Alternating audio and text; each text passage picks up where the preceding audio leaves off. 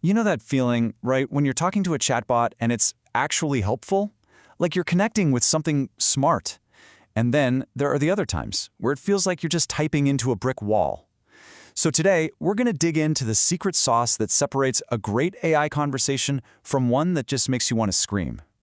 Ah yes, this old chestnut, invalid request. It's so cold, so robotic. It's basically the digital equivalent of a door just slamming shut in your face. And if that feels familiar, you are definitely not alone. The reason so many of these chats just fall completely flat isn't because of some technical glitch. Nope, it's a design problem. You could almost call it the uncanny valley of chatbots. See, the tech is just human-like enough to make all the robotic parts feel extra clumsy and, well, weird. But fixing this isn't about writing better code. It's about designing a better conversation. And believe it or not, there's a whole discipline dedicated to exactly that. So let's pull back the curtain on the world of conversation design. It's this really cool field that mixes up language, a little bit of psychology, and of course, technology. And the entire goal is to craft dialogues that feel fluid, that are genuinely engaging, and actually, help you. And this quote from Kathy Pearl at Google just nails it. The whole point is that we shouldn't have to learn how to speak bot. The bot needs to learn how to speak our language. That's the entire game. So how do they do it?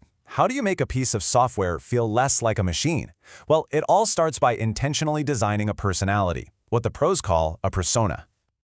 Now, a persona is way more than just making a bot sound friendly or cracking a few jokes. It is the strategic foundation for everything that comes next.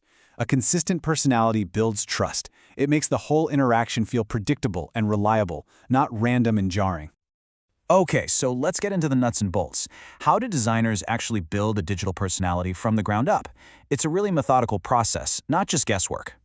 It all kicks off with research. Who is the user, and what are they trying to do? From there, designers define the bot's core job. They craft specific personality traits, and then they start writing out sample conversations to bring that character to life. So for the rest of this, let's use a banking bot as our running example. Right, so for a bank, you're going to want a persona that feels rock solid, something that inspires confidence. So you'd use words like empowering and trustworthy to guide the entire script. The bot would use clear, direct language. Established and reliable mean it's definitely not going to use slang or get too casual. Every single word choice is meant to reinforce these core ideas. Okay, so that's the blueprint, but how does this actually change what you and I experience? Let's see this thing in action and watch how it builds a better conversation, one line at a time. Okay, look at this. It's the same simple request, but they create two totally different feelings. The professional one is direct, secure, perfect for our bank bot. That casual one, it might be awesome for, say, a clothing store. The persona sets the tone, and that tone shapes the entire experience. And here, this is where good design really shines. When things go wrong. A badly designed bot basically blames you. Invalid entry. But a well-designed one, it's helpful. It gently points out the mistake and helps you fix it without making you feel dumb. It's not there to judge, it's there to help. This is just a brilliant illustration of why personality is so critical, especially in a stressful situation. I mean, that robotic response is cold, it's useless. But the empathetic persona, it immediately builds trust. It gets that you're stressed, it gives you a clear plan, and it reassures you. This is the moment a bot stops being just a tool and becomes a trusted assistant. All right, let's zoom out for a second, because this isn't just about making bots sound a little nicer. This design work has a massive real-world impact. So, why does all this matter so much? Well, think about this number, 67%. That is the percentage of people who used a chatbot for customer support just last year.